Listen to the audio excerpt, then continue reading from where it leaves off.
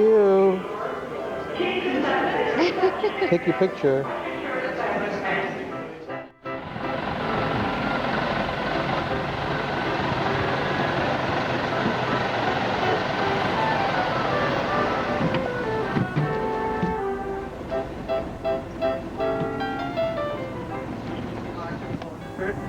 On 1 acre of land and employed 50 to 70 people. Today we are here at Kilbarry on 40 acres of land and employ in excess of 1,600 people.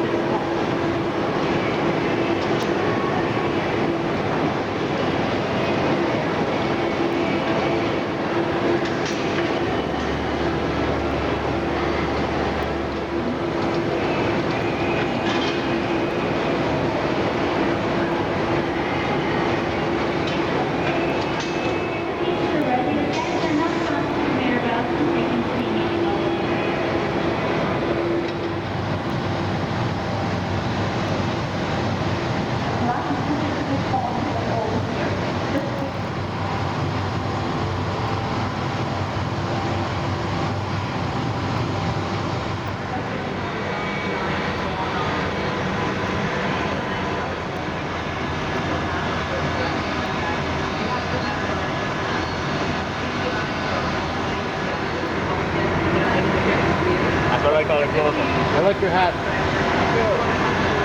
The years spent like that.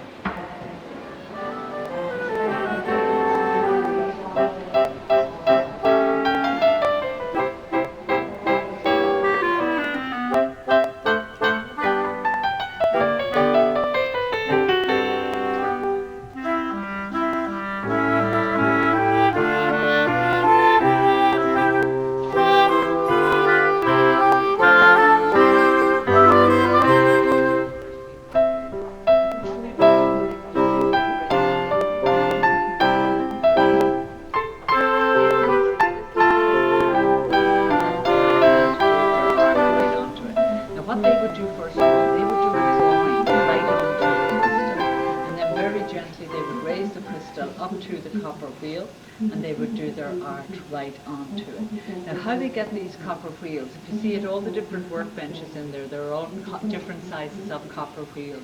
They would receive sheets of copper, and they would make their own tools, and they would have a tool the size of a pinhead up to a tool the size of the palm of their hand.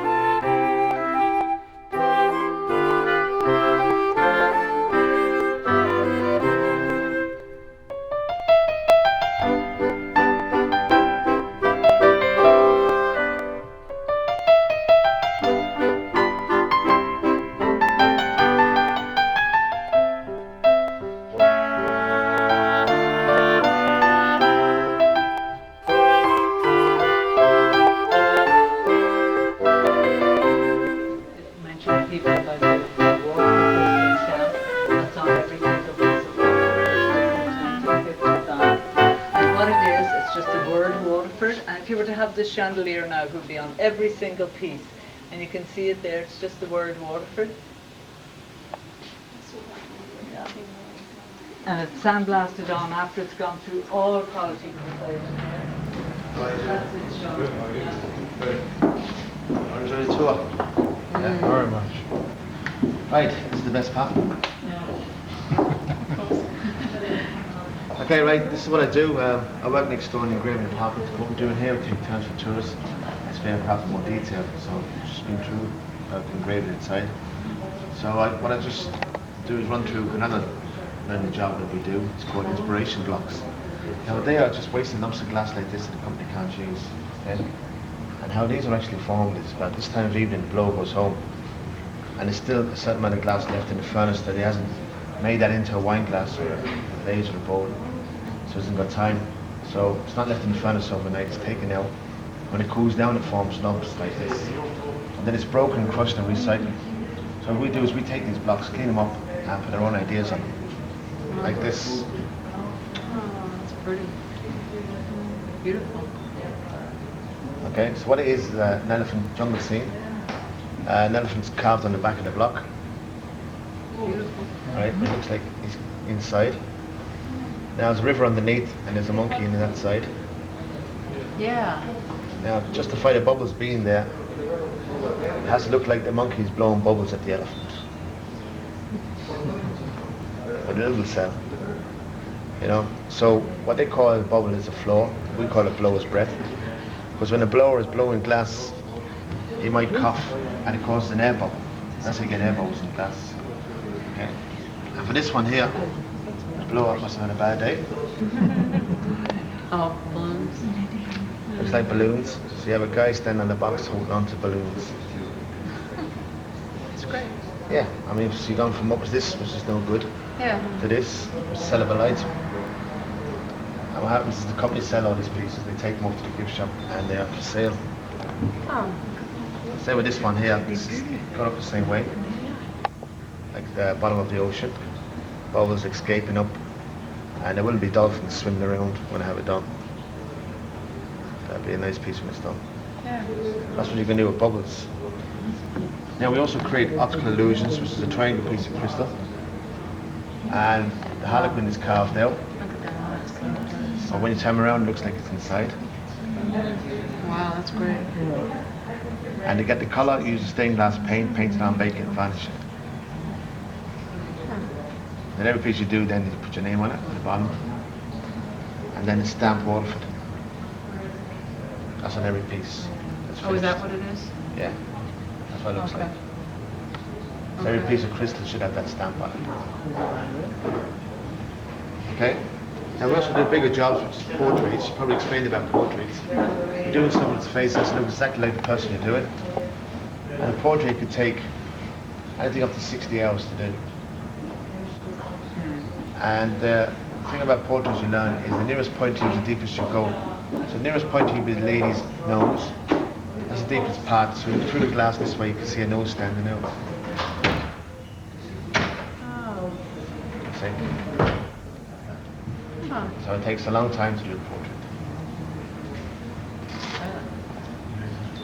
It's all done by using a copper wheel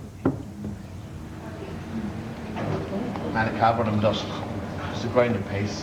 So what I do basically, I just make holes in the crystal I'm doing this Roman figures at the moment, and all Roman figures are about is muscles. So the horses you use, you have to exaggerate the muscles. And how I get the muscles is I just keep carving in, keep going deeper and deeper, wearing the glass away. What's left behind then is an impression of muscles around the horses. See? That's how it all works.